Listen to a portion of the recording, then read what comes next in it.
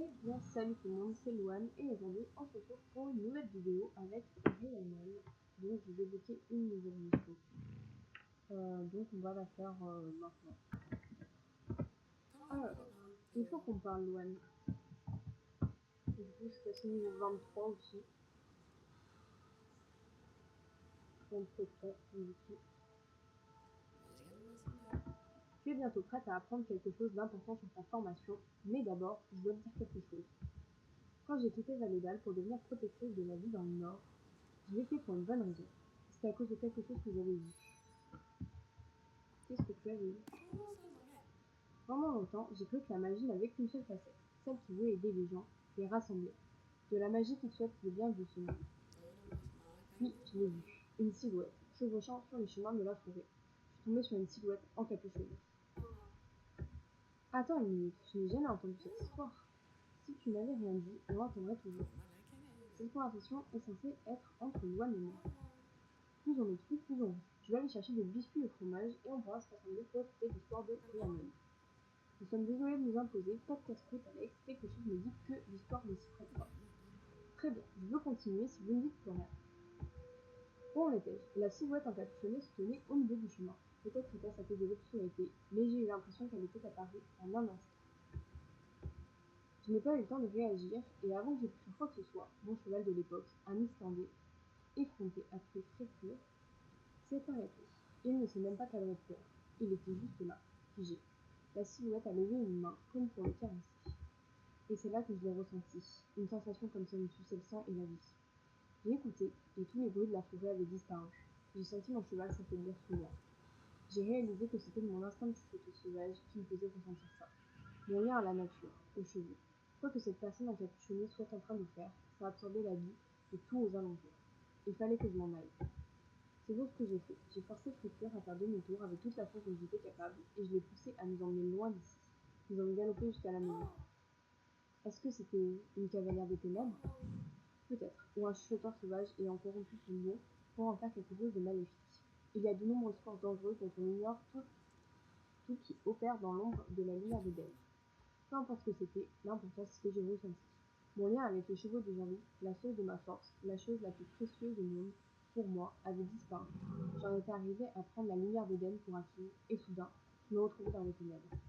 Avec le temps, j'ai réussi à restaurer mon lien les chevaux lorsque j'ai découvert, il manque un mot là, avec les chevaux, lorsque j'ai découvert mon X bien-aimé. À cet instant, ma vision de la beauté et de la magie s'était effondrée. Savoir qu'on pouvait l'utiliser pour faire du mal aux chevaux et briser ce lien sacré, ça m'a terrifiée. Je ne pouvais pas continuer ma vie en sachant que des chevaux pouvaient être en danger. Alors j'ai fui, pleine de terreur et de confusion, dans le nord de Jean-Luc. Là-bas, j'ai vécu dans la nature comme chuchoteuse sauvage. C'était le seul moyen que je connaissais pour prémunir les chevaux contre un tel danger. Mais tu es de retour pour de bons, non?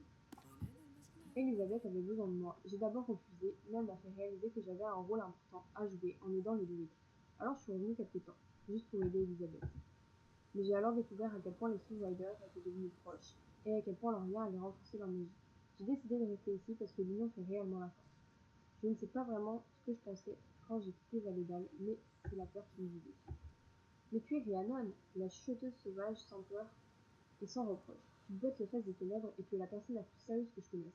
Comment pouvais-tu être aussi terrifiée? Même les personnes les plus fortes ont parfois peur, Alex. Très bien dit, Alex. Linda, pardon. Ce qui m'a vraiment ouvert les yeux, c'est toi, Louane. Ta motivation, tes compétences et ton talent m'ont redonné une foi en la lumière d'Éden que je n'avais pas eue depuis longtemps.